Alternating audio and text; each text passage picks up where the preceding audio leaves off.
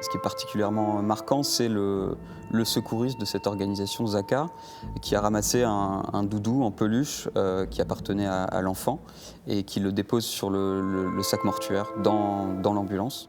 Sébastien Leban revient d'une mission pour l'hebdomadaire Le Point. 3 semaines où il a couvert l'attaque du Hamas contre Israël avec un collègue journaliste.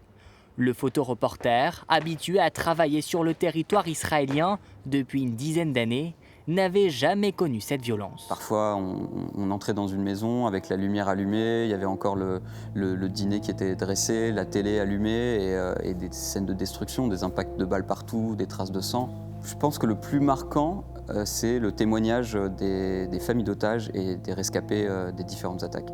J'ai vu dans leurs yeux énormément de désespoir, énormément de chagrin, de douleur. Un entretien qu'il nous accorde à la veille d'un nouveau départ, toujours pour le même média, toujours pour le conflit israélo-palestinien, mais avec un nouvel objectif. Des choses qui ont déjà été vues. Est-ce que vous avez des nouvelles pour les autorisations pour entrer dans Gaza?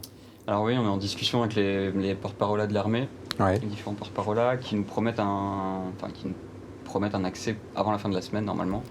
Le directeur adjoint de la rédaction est souvent parti en reportage avec Sébastien, un photoreporter apprécié pour la qualité de ses clichés et son efficacité. Il a un côté un peu tout-terrain, avec une prédilection quand même pour le reportage, mais il y a toujours à la fois une patte esthétique et puis une manière de comprendre la symbolique des images. Et ça, pour nous, c'est vraiment important parce qu'on sait que quand on l'envoie quelque part, le résultat est bon, on a des photos qui ne ressemblent à aucune autre, ça n'appartient qu'à nous et ça fait partie de l'identité du genre. Son travail est ce soir-là récompensé directement à l'Assemblée nationale. Sébastien obtient la mention spéciale pour le prix de la photo politique avec son image de Marine Le Pen devant un champ de canne à sucre en feu au Sénégal. C'est un moment différent, c'est un pas de côté.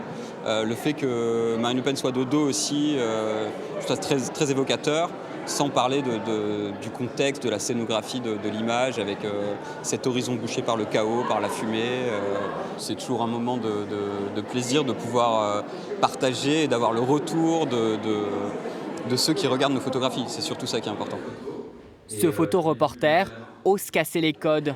Aujourd'hui encore, c'est son pas de côté artistique qui l'emmène une nouvelle fois chercher ce que l'on ne voit pas.